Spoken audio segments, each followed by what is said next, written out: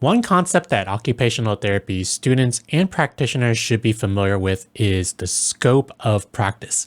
Medical professionals such as physicians, nurses, and physical therapists each have their own unique scope of practice. And what this scope of practice does is it basically describes what you can do as a professional, such as an occupational therapist. And also, you should note that there may be some overlap between the professions when it comes to scope of practice. The question then often gets asked is, well, for OTs, is there a single scope of practice that we should follow? And technically, there isn't, at least here in the United States. This is because each state board for occupational therapy kind of has their own unique scope of practice for OTs to follow. So that makes things a little bit more complicated. The purpose of this document that the AOTA published is to define the scope of practice in OT. Obvious, right? It also helps to act actually as a guide for the 50 state boards to be like more uniform when it comes to standards and setting standards. Last, this AOTA document serves to inform other stakeholders, like I mentioned earlier. Like these include consumers, educators, payers, and policy makers about really what occupational therapy is about and what we do. Now, I'm not going to go into this too much, but the policymakers part is kind of very important because it helps to advocate for the profession of OT and its role in our services. So if you're studying for, on the other side of it, like you're a student studying for the NBCOT board exam and wondering, well, what the scope is for OT and if it's relevant for you, yes, it is very much relevant.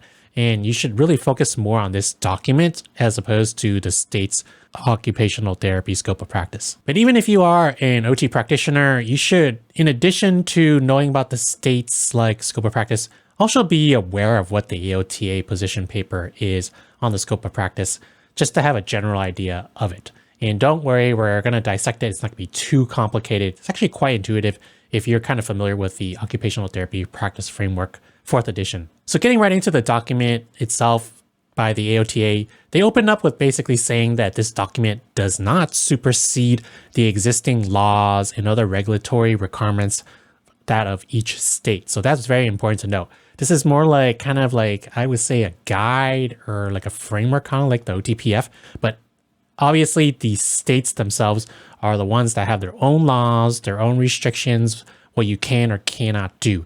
And what one state can allow an OT to do may be very different from another state. So yeah, while this makes things a lot more complicated, it's something that you should definitely look into, especially if you're a traveler, or nowadays, even if you're doing telehealth, you may be practicing in multiple states virtually. So this is still also relevant to you as well. So getting right into it, one important thing to review if you haven't already is the Code of Ethics, which really serves to provide safe and effective OT services for our clients just as general practice. So with that in mind, and just as a reminder, in the most general sense, OT services are provided by two types of practitioners.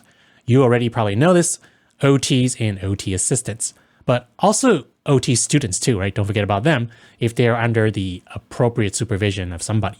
Notice that I did not say the direct or supervision of like an OT. This is because I've seen questions about whether like if you're doing field work, you can be supervised by say another OT student.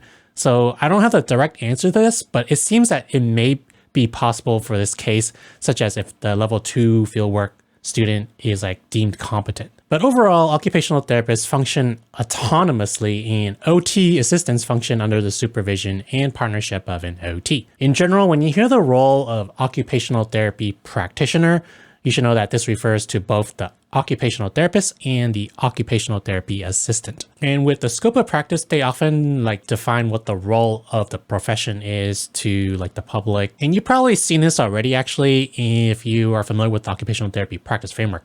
And it contains the definition of occupational therapy. So with that, we kind of define things in the scope of practice. So the definition we start off is what is the definition of occupational therapy?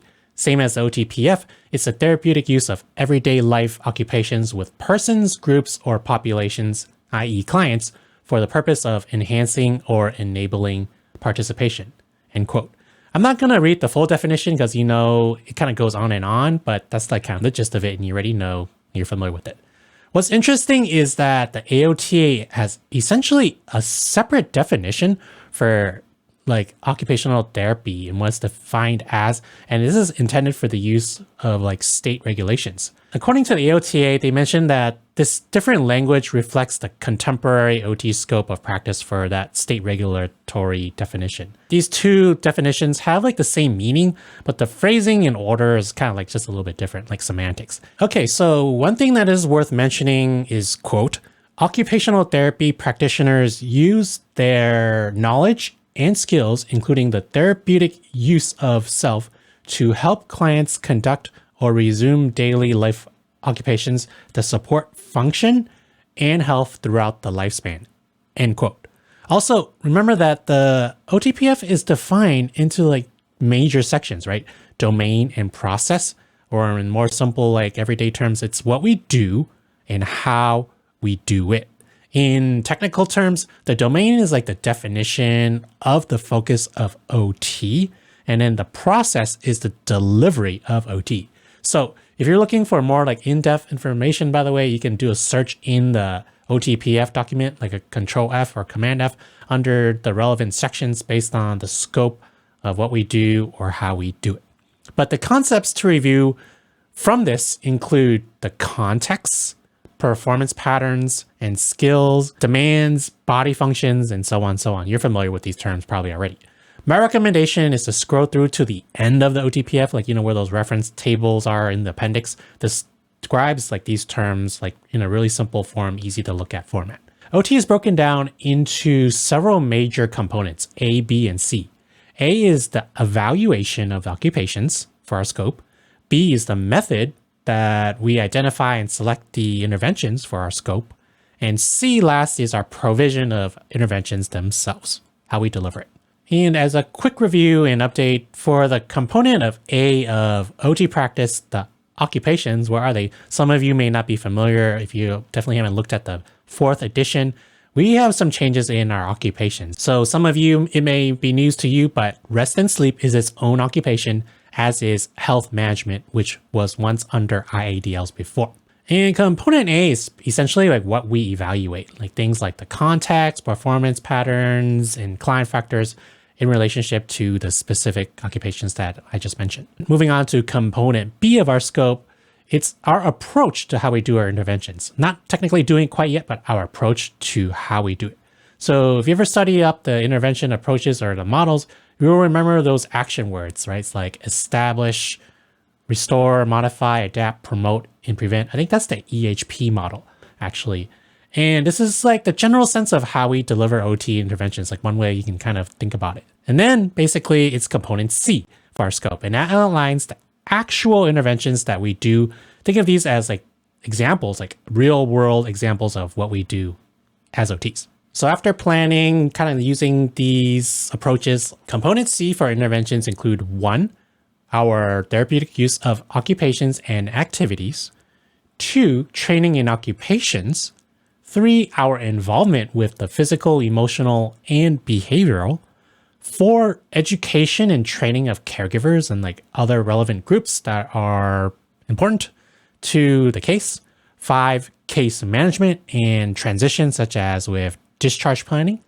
6 is consultation with our clients and other groups. 7 is virtual intervention. So think COVID-19 and like telehealth. Note that, by the way, each state may have their own kind of requirements and permissions for the scope of practice when it comes to telehealth. Kind of a newer thing, right? And also, what number are we on? 8, it's modification. Think of like the environmental modifications. 9 is assistive technologies and DME and stuff like that. 10 is things that we do to support functional mobility. 11 is the use of exercises. 12 is low vision rehab. 13 is driver and community mobility. 14 is eating and feeding interventions. So think of these more of like as a specialized areas of OTs beyond the generalist areas. And 15 is along those lines, PAMS, physical agent modalities, again, differs by state for practice. 16 is facilitating occupational therapy participation through the modification of context. So this is kind of like similar to bullet point 8, I believe. 17 is promoting occupational justice and empowering clients. And last but not least, 18 is providing group interventions. This is kind of like a newer, kind of more focused thing with the changes in like our Medicare and stuff with like PD, PM, PDGM, that kind of stuff. Now let's cover some of the other kind of what I think are the major points for our scope of practice from this AOTA position paper. OT practitioners have, by the way, different service delivery approaches, right? So it's either direct or indirect. I kind of talked about the pandemic telehealth part, so that's kind of an example of something like that. But they can also be further broken down. It's not always just one client, right? We're now moving towards more broader groups, such as groups or the population level, so don't forget about that. And also what's really cool and unique and special about occupational therapy is the development during, say, the evaluation of our occupational profile for our clients, in addition to what we already do for an evaluation, such as like the analysis of occupational performance or like the synthesis of the evaluation process. What does synthesis mean, by the way? It's kind of stuff you already know. It's just the word that kind of umbrella term for things that we look at for evaluation with things like client values and their priorities when we interpret assessment data and create goals along with the client and that kind of thing. OT interventions includes also the planning and actual implementation of OT services, right? Obviously. So this is part of the component C. I mentioned that long list of things in component C. So while delivering OT services, OT practitioners should at least be re-evaluating if they are providing effective and appropriate interventions and modify it accordingly. So that's also part of our scope. And then towards like the tail end of OT, towards like discharge planning, well, we should be discharge planning all the time, but more like discharge and termination of services, we should be making recommendations or referrals to other professionals and providing other resources and that kind of thing. Collaborative team approach. So, with all that said so far, it's kind of like, well, that's what occupational therapists do. That's our scope. But how are we like delivering on our promise as occupational therapy practitioners, right? So the magic word for this is outcomes. So one way to determine that we're providing good therapy and like doing what we're saying we're doing is looking at outcome measures. We should select in the beginning, before we even like do a like intervention, we should choose the appropriate outcome measures first of all. So like ones that are relevant, meaningful, and pertinent, and just not like a random one that you learn about in OT school, right? It's right for the population and then the client and then the setting and that kind of thing. And so we should be continually measuring, documenting, and just synthesizing, just using all of that clinical reasoning as well. So that is part of our scope of practice, which I find actually the most part that is interesting. It's like part of our skilled occupational therapy service, skilled rehab services. And then the last two things that the AOTA mentions are like the sites that we deliver OT services to. So this may be institutional, outpatient, home, community, and research facilities. But basically, like boundaries are kind of like endless, right? The second thing that's mentioned towards the end of this document is our education and certification requirements. And I mentioned this because this is actually, interestingly enough, more of like the bulk of the state's scope of practice and what they kind of talk about in their language. And I'll talk a little bit about that towards the end of this video, but you already know this from learning as an OT student, but just to reiterate, remind you guys, it's stuff like graduating from an ACOTA accredited program, being supervised appropriately, passing the board exam, and then fulfilling each state's licensing requirements, and then continued certification, that kind of thing, remaining licensed and in good standing. So this is in a nutshell, the OT scope of practice from a general level. So if you're just studying for the boards, I also don't recommend that you click off yet because what I'll talk about will be relevant for you for when you pass the boards.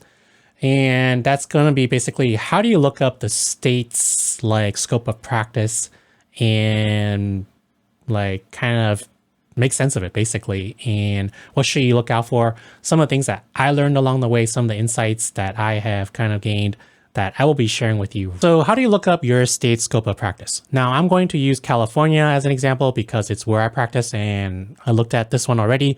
It's what I'm familiar with, but obviously you're going to type in your state's scope of practice in say Google. Now, the question before I proceed is like, what if I practice in multiple states, if I travel, or even, I guess it's even more relevant in more kind of the cases, what if I'm doing like telehealth, right? And then one day I'm practicing in virtually like California, and the next day I am doing a virtual session with like New York, right? Well, you should be familiar with all the states that you are licensed in. Not all the states like of like all 50 states, but basically the ones that you are licensed in. So which states do you hold practice license for currently in good standing? Now, if you have like 5, then yeah, you may not necessarily need to like research all of them, but it's really like the questions you have, like the things that are pertinent and what you think may be different. Say, for example, like advanced certs, like PAMs may be different. And if you're looking to get certified in like another state for PAMs, then yeah, you're going to look up that state's like scope of practice, but not necessarily that of every single state. Kind of like just case by case basis. First thing to do is to type in scope of practice, right? So scope of practice, occupational therapy. Oh, interesting. Australia popped up. But I'm going to type in California, right? So even though I clicked on the first link, notice kind of like what kind of thing is rendered in your browser. Looks like for this case, it's a PDF. So with that said, a PDF may be outdated, right? So that's just why it's important to not just like look at the top like Google search result, even if it's a PDF, and just go with it. With that said, it's like, how do I even know this is the actual scope of practice? What if Google is like telling me the wrong thing, right? For example, like if I look at the second link here, this actually looks like the California Board of Occupational Therapy Regulations. It's also from this California Board of Occupational Therapy, same domain name, but this is actual page, it's not a PDF. It has all these nice articles and all these numbers, which is basically like referencing like the law. So it's like, well, maybe this is the scope of practice. I was actually kind of confused when I first looked this up. I think this is probably a common question, so much so that for California at least, where we generally have like a really good like website and things, like they even have like an FAQ for like the board. I think the California website overall does a really good job, but they actually had to put out a document, like a post, kind of referencing and kind of putting a disclaimer about what the actual scope of practice is. So I'm going to show that now on the screen. It's from the same domain, bot.ca.gov, so it's legit, right? It has the banner image, and it's titled Clarification of a Physical Therapist and Occupational Therapist Scope of Practice within the state of California. Good. Okay. This is actually really helpful. So they go on to say that the scope of practice of a PT is defined in this. By the way, if you're wondering what it is for PTs, you PTs out there, this is how you find it.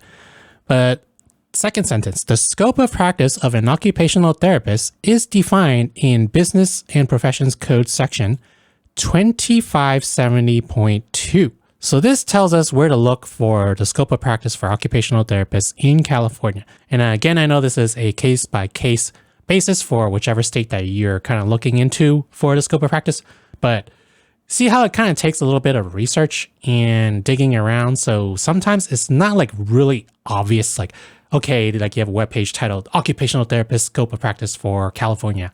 It can be kind of, as like often that I've seen when my research for like law and like legislation and just like statutes and that kind of thing, things can be kind of really ambiguous, especially if you're not like in the legal profession and that kind of space. See if there's anything I wanted to mention from this. Yeah, they say that when determining if a technique or procedure falls within the rehab scope of practice for PT or OT, please refer to the appropriate section of this code and any related regulations. Okay, the relevant sections of law and regulation can be found on the respective board's website. While some patient therapies fall within both scopes of OT, like I mentioned earlier in the video, we have some overlap. OTs and PTs must adhere to the laws and regulations that pertain to each discipline, as the two are not interchangeable. It's obviously kind of like why we have two professions, right?